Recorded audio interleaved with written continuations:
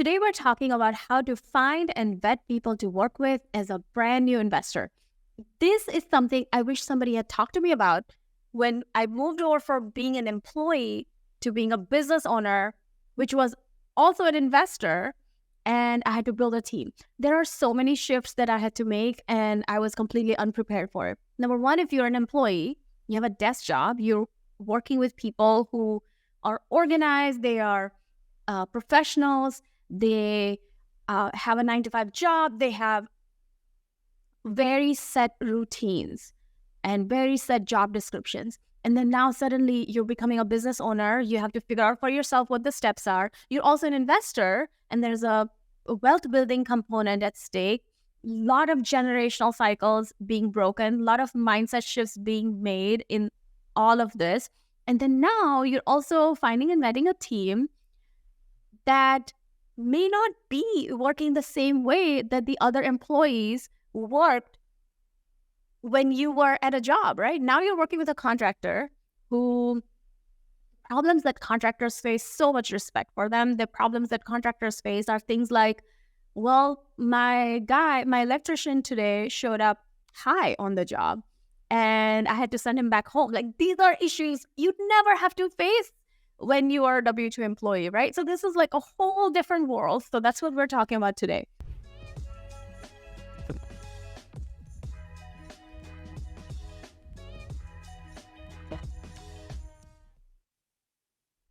Yeah, as you said, it can be a very jarring experience, right? Because you're used to working in a certain field. So along with the fact that you have the people that you work with at your W-2 job are likely professional and, they come from similar backgrounds and all that.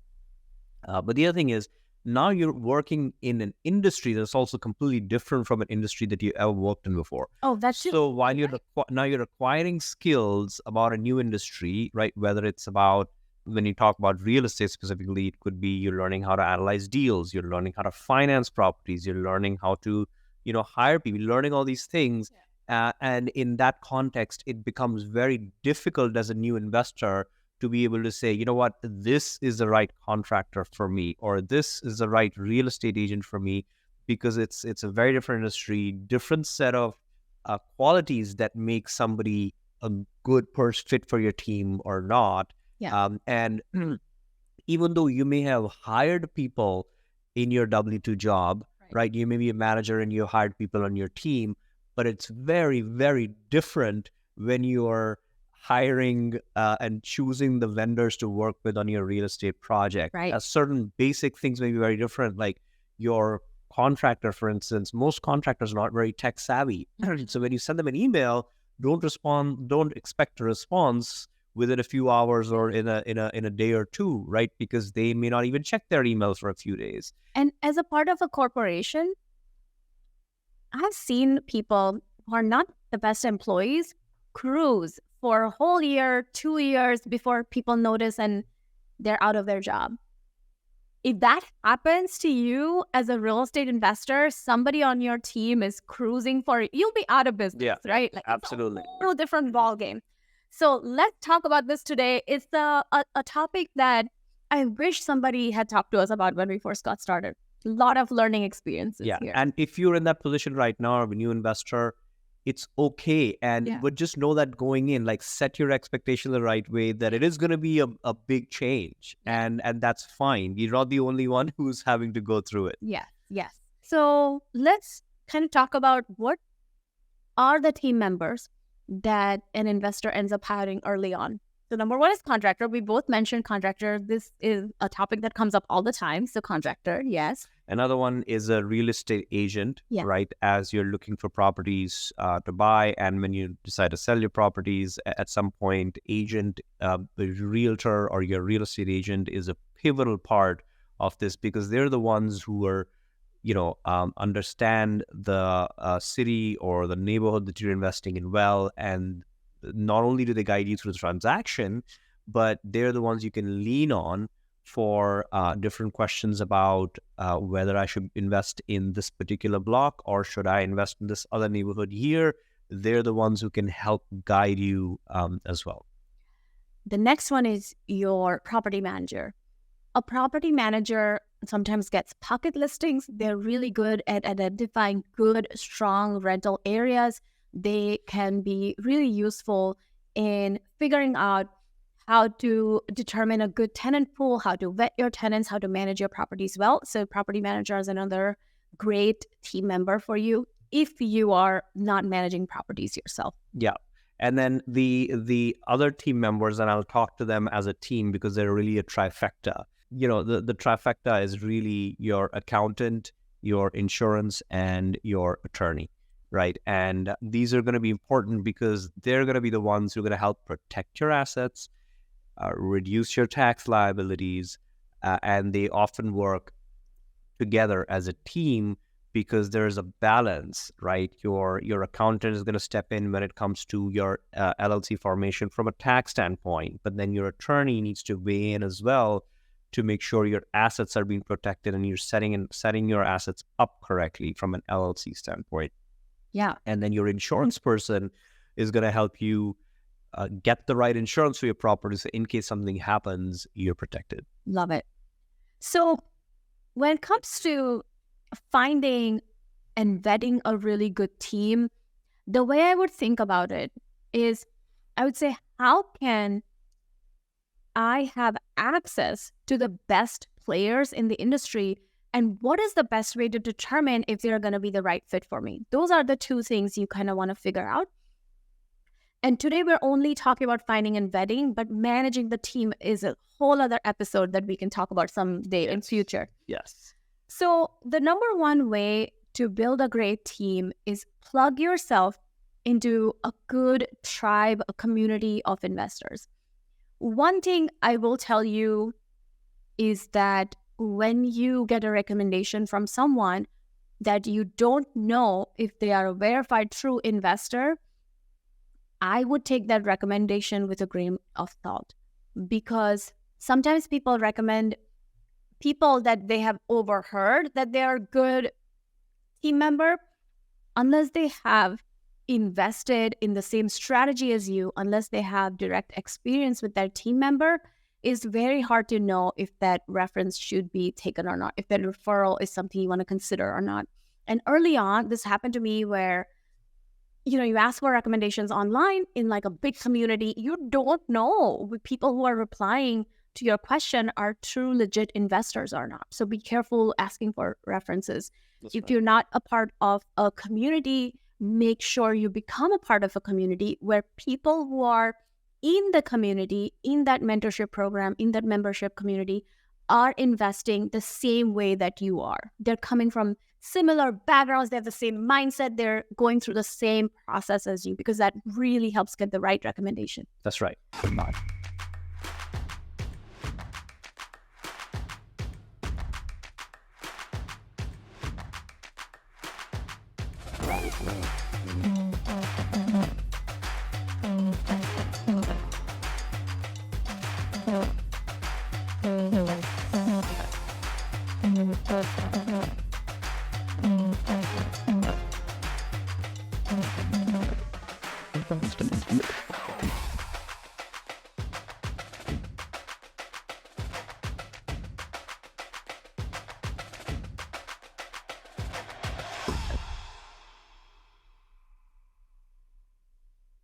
And, there's really three things that I would say that we look for when we hire any of these team members that we talked about, right? Contractor, agent, property manager, whatever. There's three real things that you want to look for that kind of apply to all these different team members. Number one is their skill. How good are they at what they do? So if you're hiring for a contractor, ask them for their previous work, like what kind of projects have they done? Talk to their references to make sure they did a quality job. Are they good at their job? If you can visit one of the properties that they've done, even better. And if you're hiring an accountant, are they really familiar? Are they special? Do they specialize in real estate? Do they work with other real estate investors where they can help you as you build your real estate portfolio? They can help guide you specifically related to the accounting questions for real estate, because one of the biggest benefits of real estate is the tax code, right? And the amazing benefits that you can get from a tax standpoint. So make sure the person that you're hiring is very skilled and they're good at what they do. And they specialize And they specialize in the real area. Yeah, because exactly. every accountant thinks that they can represent a real estate investor, but if they don't specialize in it, they're not going to know all the nuances. That's right. So that's one, right? Skill. Are they good at what they do?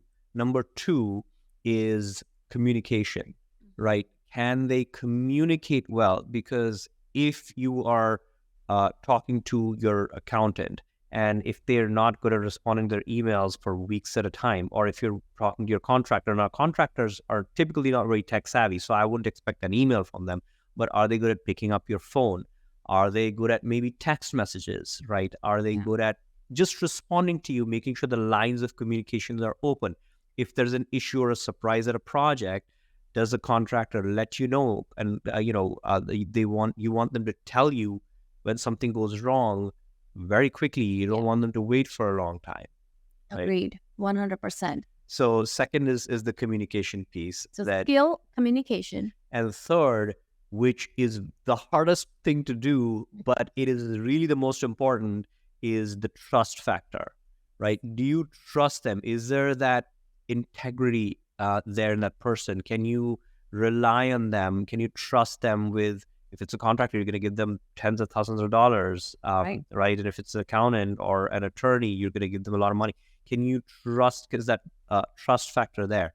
Now, it's very hard to gauge that when you're a new investor and you talk to the first agent or the first contractor. You're not going to know the answer to that, right? Because they talk about using gut feel when it comes to figuring out if you can trust someone, but that gut feel develops with time and experience. The first person you're going to talk to, you're not going to have that. But if you talk to 10, 15, 20 agents or 10, 15, 20 contractors, and you kind of see, how they're answering your questions, and you kind of see what kind of work they've done, and actually working with them on one project or two projects, that's what then helps develop that trust factor and knowing that you can trust someone. And if not, and as you then, decide to work with other people and bring on other people on your team, whether it's a different realtor or a second contractor, you'll be a lot better judge of whether you can trust them or not.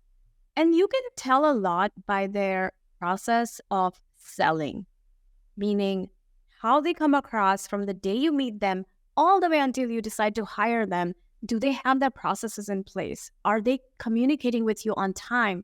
Are they showing up to your appointments on time? Are they giving you all the information that you need in an organized way? So if you see red flags leading up to the time you hire them, that is indication that that's how they run their business. And so keep that in mind. Our contractor, I still remember day one, he always showed up early. Whenever we wanted to look at a property with him, when we got there on time, he would have already scoped out the entire property from the outside before we even got there, right? Yes. He was always there early. And that says a lot about the integrity and about the processes and how they run their business. It tells a lot to you how they're going to be throughout the process of working with them. And so he may not be tech savvy. He may not reply to emails because, you don't want your contractor sitting at a desk replying to emails. You want them at the job site, right? So he may not do that, but what he's supposed to do, he does really well. Yeah. So keep that in mind. All of the red flags in the beginning, that is how you're going to be with them throughout. Right. And so, couple of things, these are two pro tips that I would like to give, which is, as you're hiring your team members, what are the couple of things to keep in mind? One is don't go with the first person you interview. Don't hire the first person you interview, whether it's an agent or an accountant. Don't hire the first person. Talk to at least 3 to 5 people and ask them tons of questions that relate to whatever position you're hiring for, whether it's looking for an accountant. Ask them all the questions and, have a list of questions ready, like have a 10 or 15 list of questions that you're going to ask a property manager or an agent. And they're obviously going to be different questions, right, for your contractor. And have those questions written down and interview at least 3 to 5 different people until you think you found the right one. So that is one, right? Make sure you interview a few people. Number two, pro tip is do your due diligence. Other than asking them all these questions to see if they're an expert in their field, also ask for references, right? Other clients that they've worked with before. Yes. Maybe they can provide reference for those. And if they do give you references, make sure you call those references and talk to them and ask them exactly what their experience was. So don't, try to rush the due diligence phase just because you really like someone. Make sure you do your thorough due diligence. If you're hiring a contractor, make sure they're licensed and insured, and make sure their paperwork is in order, right? So do all your due diligence before you hire someone. And that's it, guys. So be sure to follow these tips when you hire your team. Make sure you work on your mindset. Being a business owner and an investor, it's a whole different ballgame than being a W-2 employee. It is way more fun. Yes. Nobody who's jumped into this world has ever said that they want to go back. Yes. And the more you learn, the more you're going to grow. And think of it as personal growth for yourself, for your family, for generations to come, and you'll succeed. All right. See you guys next time. Thank you, guys. Bye now.